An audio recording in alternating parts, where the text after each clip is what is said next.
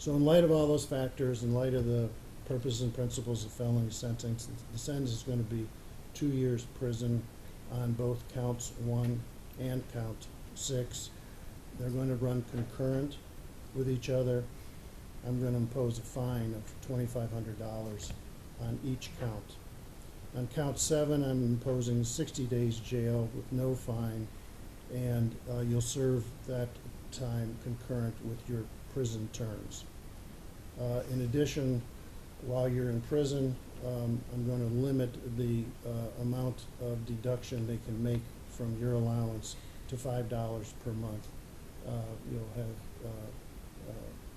time after release from incarceration to be addressing your fines and court costs. You'll also have to pay the court costs here. In addition, you heard this at the time that you pled guilty, but I'm required again by law to repeat the post-release control supervision rules. Since you've been, a prison sentence is imposed, you're going to be also subject to post-release control for a period of 5 years. Post-release control means a period of supervision by the adult parole authority after release from imprisonment.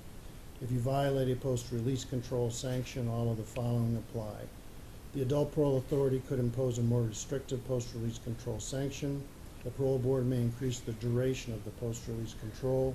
The parole board could impose an additional prison term of up to 1/2 of the original sentence, not to exceed 9 months for each violation. And lastly, if the violation of a post-release control sanction is also a felony, you may be sentenced for the new felony, and the court could impose an additional prison term of either 12 months or the time remaining on post-release control, whichever is greater, and that has to be run consecutively. So you will be taken into custody immediately upon adjournment. Counsel, do you have any further issues that I need? Oh, we need to dismiss counts. Yes, Your Honor, we would be dismissing counts 2 through 5 at this time, and there's 5 days of jail credit. Okay, thank you very much. Counsel Nunez? Your Honor, just briefly, I want to note 2 objections for the record regarding the court's findings today under 2929-12. Specifically B, the court found that the injury was exacerbated by the age of the victims in this case.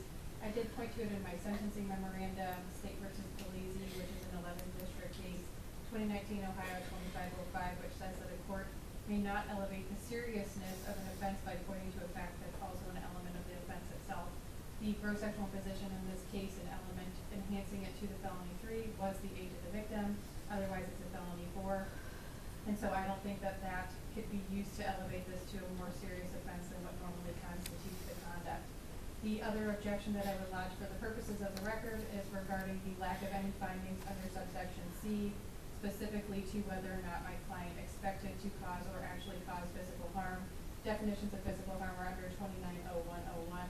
It's any injury, illness, or physiological impairment, and I don't believe that there is any evidence of that, and that factor is complied. Okay, thank you. Your objections are noted for the record. In that case, we can adjourn. Thank you. All right. Oh, Q will have to finish this.